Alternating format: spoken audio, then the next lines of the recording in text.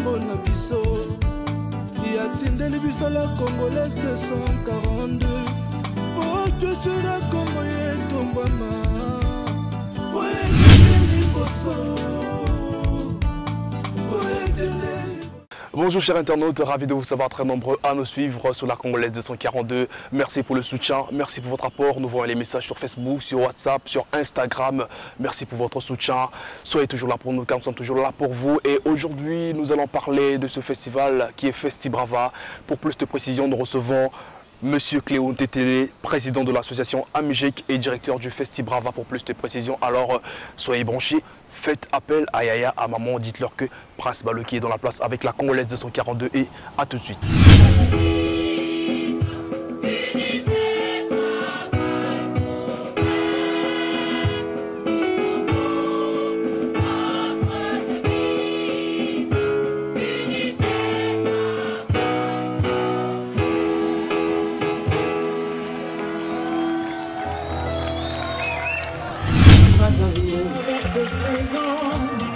Quelle belle Paris, fête des grands urbains flamboyants. Brazzaville, quelle belle verdure, que la nature légua à ta progéniture.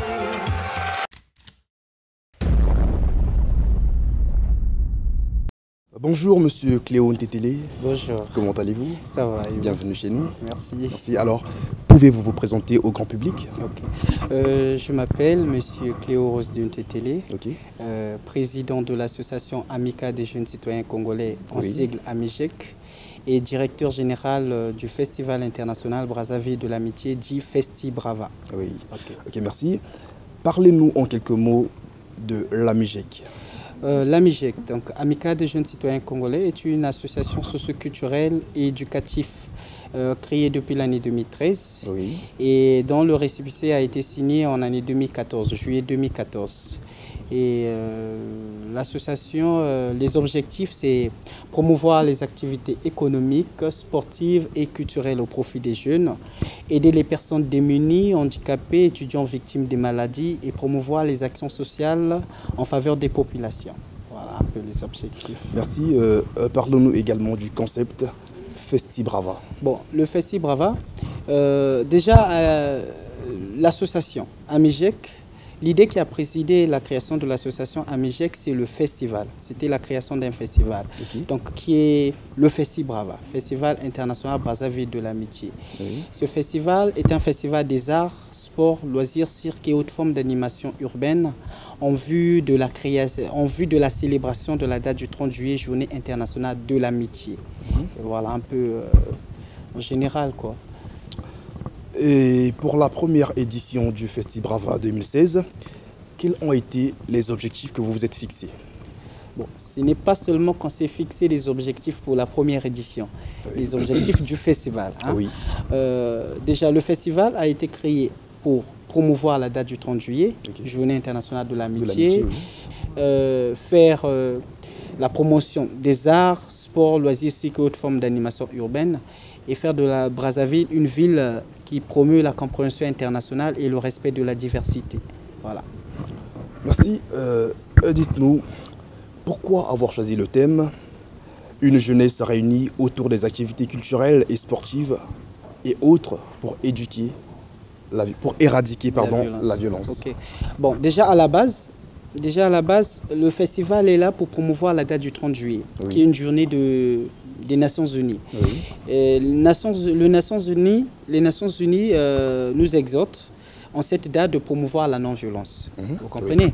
Donc, nous, pour cette première édition, par rapport à la réalité que nous subissons ces derniers temps, depuis peut-être les années 2006, donc les phénomènes Koulouna, bébé noir, bébé rouge, j'en passe, nous avons pensé pour cette première édition de ce festival, qui est un festival qui célèbre l'amitié, pourquoi ne pas donner un thème qui reflète à la non-violence, quoi. Puisque de toutes les façons, là où on parle de l'amitié, on ne fait pas référence à la violence. Donc c'est là où nous avons choisi ce thème qui est une jeunesse réunie autour des activités culturelles, sportives et autres pour éradiquer la violence. Voilà un peu une façon pour nous de conscientiser la jeunesse, quoi, qu'on pouvait faire autre chose que se donner aux actes de violence et tout ça. Et à propos combien d'entreprises ont accepté de vous sponsoriser? Bon, si on parle des sponsoring, des entreprises, on peut dire pas des entreprises. Nous avons eu plus de soutien dans le cadre de la communication. Hein. C'est comme nous avons eu le soutien de la chaîne nationale, qui est la télévision congolaise. Oui. Nous avons eu les Dépêches de Brazzaville. Et nous avons eu aussi la radio Micodec. Bon, il y a aussi l'IFC qui nous a accompagnés en mettant à notre disposition la salle des conférences. Et puis voilà, on peut citer aussi Dabouya Concept, qui est une structure du directeur artistique du festival. Et puis la société MH Multiservice, c'est là où moi je suis employé. Ah d'accord. Donc vraiment les entreprises locales à qui nous avons envoyé nos dossiers, on n'a pas eu de soutien dans ce sens-là. Et aussi on peut parler du FESPAM, hein, Festival panafricain de musique, dont nous avons bénéficié d'un soutien moral. Ah d'accord. Voilà. Et comment s'est réalisé le festival sur l'étendue du territoire national, le lieu, la date et puis les heures également? Bon, le Festival Brava, Festival international Brazzaville de l'amitié, pour sa première édition, au départ, selon nos programmes, c'était que ça se réalise dans 3 arrondissements, je peux dire 2 arrondissements. Lesquels? Donc, voir Bakongo et Djiri. Pourquoi? Parce que nous avons choisi 2 sites au niveau de Bakongo, donc ce qui était 3 arrondissements. Donc on peut citer Bakongo, Djiri et Mfilou. Voilà. Maintenant, au niveau de Bakongo, nous avons eu 2 sites qui étaient le Square de Gaulle, hein, l'esplanade du Square de Gaulle, oui. Avec l'IFC, donc l'Institut français du Congo. Et au niveau de Djiri, c'était prévu qu'on soit sur l'esplanade de la CNRTV. Et au niveau d'un filou, c'est au sein de la mairie, quoi. La mairie d'un filou. Bon, maintenant, sur les heures de... Déjà, je dois signaler, on a parlé de Djiri, mais après, on n'a pas pu réaliser le festival au niveau de Djiri, c'était par rapport aux moyens. Donc, nous sommes limités sur Bakongo, Mfilou, Bakongo et Mfilou. Donc, au niveau de Bakongo, nous avons été au niveau de l'IFC, en date du 29.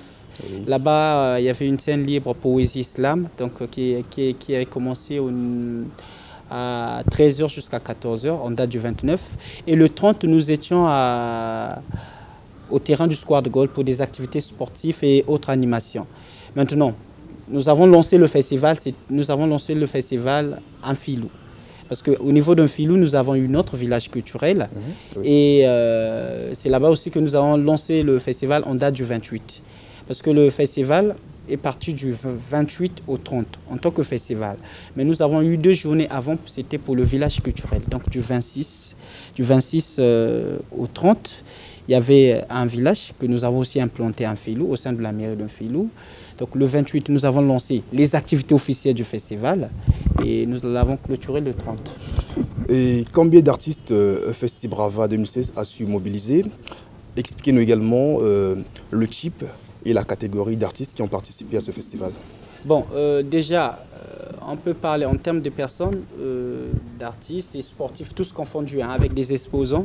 Oui. Nous avons au moins eu 660. 660 groupes d'artistes, artistes en solo, associations sportives et puis des exposants. Voilà, nous avons au moins eu 660 personnes, alors 660 participants. Quoi. Et quels ont été les critères de sélection?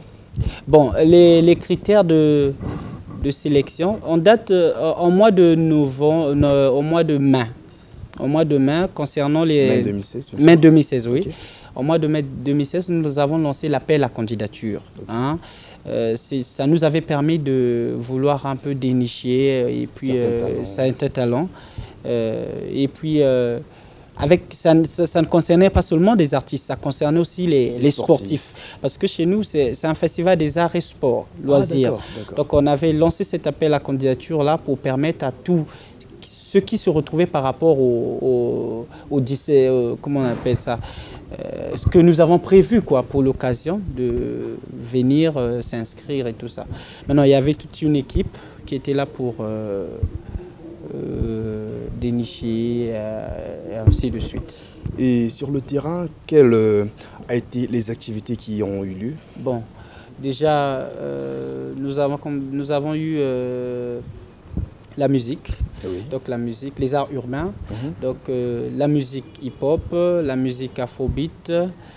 Nous avons eu aussi quelques activités de sport urbain, donc on peut parler du basket, du basketball. Nous avons eu des activités de loisirs avec l'installation des équipements de loisirs dans les sites où se sont déroulés le Festi Brava 2016. Nous avons eu la poésie. Nous avons eu la poésie, nous avons eu le slam, la danse et la percussion. Oui. Et la percussion. Nous avons même eu aussi quelques groupes de danse traditionnelle. Ah, d'accord. De danse traditionnelle. Oui. Bon, on peut aussi parler des arts plastiques parce que le village culturel, c'était l'exposition des arts plastiques et puis la poésie, quoi. Comment vous vous êtes arrangé à propos des déplacements, le logement, payer un peu les cachets de ces artistes? Comment vous êtes arrangé? On a fait avec les moyens de bord. On s'est débrouillé. Ce qui est vrai, nous n'avons pas bénéficié d'un financement. Oui. Donc c'est de l'argent de l'association et de ses membres avec... Qui vous a permis de... Voilà, avec quelques parties, des amis qui nous ont aussi soutenus matériellement, financièrement. Matériellement, financièrement. Et c'est ça qui a fait de la sorte qu'on puisse un peu prendre en charge tous ceux qui ont participé, quoi. Et comment le public... Même si ce n'était pas grand-chose. Oui. Et comment le public brassavillois a-t-il accepté le festival Festi Brava? Bon, mais déjà, l'objectif pour nous, c'était d'atteindre au moins les 2000 comment... Le public, en fait. En public, quoi. Oui. Dans l'ensemble du festival. Et le site qui a eu plus d'engouement, il faut reconnaître, le site qui a eu plus d'engouement, c'est le site Philo, avec le site Square de Gaulle, là où s'est déroulé les activités sportives, de loisirs. Nous avons eu même du concours Touche-Mat là-bas, donc beaucoup de choses. Donc on peut dire, en termes d'engouement de public, dans l'ensemble du festival, on peut atteindre plus de 2000 personnes. Voilà. Dans le public, en fait. Dans le public, ok. voilà. Et parlez-nous des difficultés enregistrées lors de l'organisation et du déroulement du festival. Bon, mais les difficultés, nous les connaissons. C'est déjà, on peut parler en termes de finances. Nous avons été limités parce que nous n'avons pas eu beaucoup de finances. Oui. Et c'est ça même qui va faire intervenir l'incident qui est survenu au niveau de... Parce qu'au niveau de Filou, le site Filou, on n'est pas arrivé jusqu'au 30. Nous avons nous avons eu l'incident là-bas. Parce qu'il y a eu des jets de pierre qui sont venus de l'extérieur du site. Et ce dû au public? Oui. Non, pas dû au public, parce que c'est venu de l'extérieur. Ah, d'accord. Parce que le site était fermé. Le site était fermé. Donc nous étions au sein de la mairie d'un Filou. Donc les jets de pierre sont venus de l'extérieur, sont tombés sur le podium et le public. Bon, on peut dire qu'on n'a pas pu peut-être garantir la sécurité extérieure, parce qu'on n'avait pas ces moyens-là de garantir une sécurité extérieure. Oui. Donc nous sommes limités sur l'intérieur, à l'intérieur du site. Ce qui a empêché de ne pas aller jusqu'au bout, au niveau d'un filou. Jusqu'au bout d'un filou. Donc les difficultés, c'est juste l'aspect financier. Parce que tout va de pair avec l'argent, quoi. Exactement. Et donnez-nous en pourcentage le bilan de l'édition 2016. Bon, déjà... en général, pour nous, l'édition 2016, c'est une réussite. Ah, d'accord. C'est une réussite parce que le festival, pour sa première édition, a eu beaucoup d'engouement. Oui, donc, oui. le festival a fait parler de lui et le festival est resté au niveau du public. Donc, pour nous, s'il s'agit de parler de pourcentage, on est à moins à 70% de réussite. Vous en êtes sûr? Oui, on peut le dire. Parce que les objectifs qu'on s'était fixés, atteindre au moins les 2000 personnes, venir assister à ce festival, on en a eu. Bon, la majorité des artistes qui étaient prévus participer sont arrivés. Parce que nous avons eu aussi des artistes qui sont venus de Kinshasa. Ah, d'accord. Nous avons même le LM Soldat de Kinshasa, nous avons eu Mixstone de Pointe-Noire, qui sont venus faire le show. Et nous avons même eu une chaîne de Kinshasa aussi qui est venue pour couvrir l'activité. Donc pour nous, en termes de pourcentage, on peut parler de 60 à 70% de réussite. C'est Voilà. déjà un grand pas pour une première Voilà, édition. pour une première Toutes nos édition. félicitations. Voilà, Et merci. quelles sont les perspectives à venir? Bon, mais pour les perspectives, notre vision, c'est d'abord de faire de ce festival un événement culturel, sportif, que les gens vont attendre chaque année. Oui. Donc, je sais qu'il y en a déjà trop, mais nous voulons aussi, par ce festival, qu'on puisse découvrir beaucoup de talents. Beaucoup de talents. C'est pour cela on se bat jour et nuit à travailler, collaborer, multiplier des initiatives pour que nous puissions arriver à un niveau donné où les gens attendent le Festi Brava. Je suis sûr et certain que les invités qui ont participé à ce festival, Oui. les sponsors également, Oui. ont eu cette chance de suivre cette intervio. Oui. Un mot à l'endroit de ces gens. Bon, mais c'est juste leur demander, comme le disait, je ne sais pas si je dois le dire, comme le disait un mécène, nous avons eu, déjà l'équipe du festival, c'est une équipe jeune. Hein. Oui.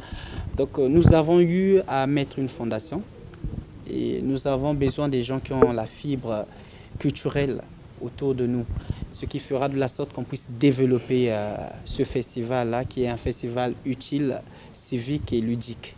Donc nous avons besoin de leur soutien, qui puissent prendre en compte un peu nos demandes, quoi. Voilà ce que je peux leur dire.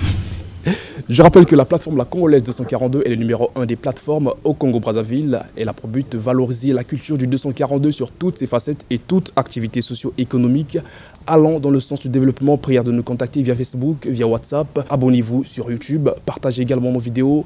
Nous sommes là pour vous, alors soyez là pour nous, merci.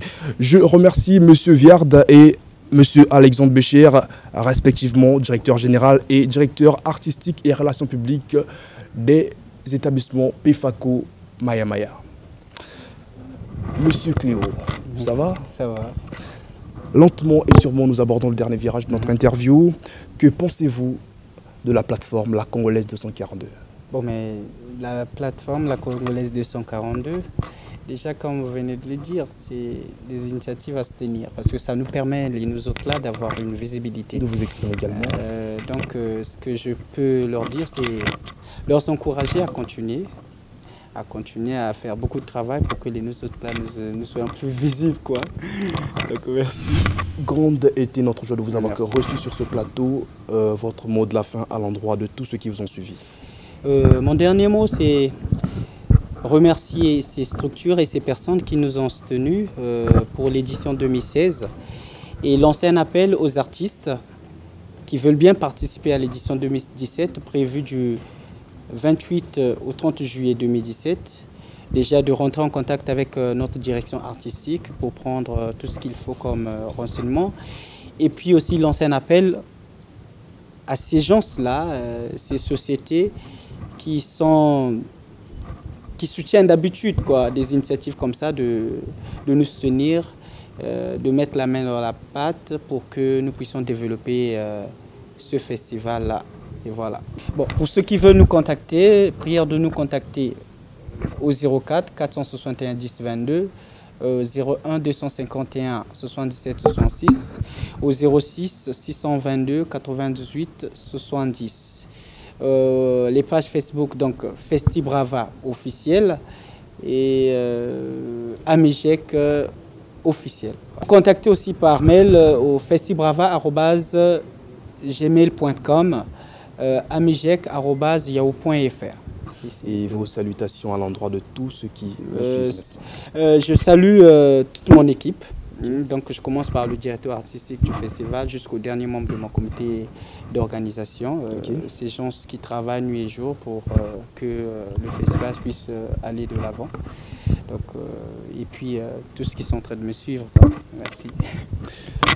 Et je ne peux quitter ce plateau sans pouvoir remercier cet arsenal et cette équipe costaud qui m'a accompagné aujourd'hui. Je vois comme ça Arcel Sissabidimbo, le coordonnateur de cette plateforme, à la réalisation de cette émission.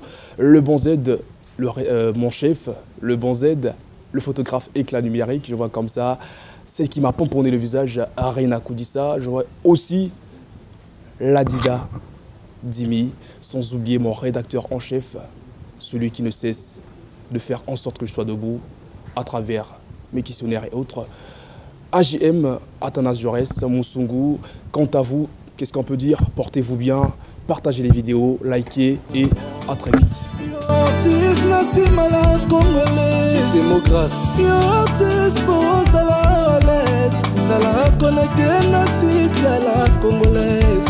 Ndenge mystique mystère azosala ndenge mystique mystère azosala ndenge mystique mystère azosala Wesley Banidol MHV passion culinaire Irène Milandou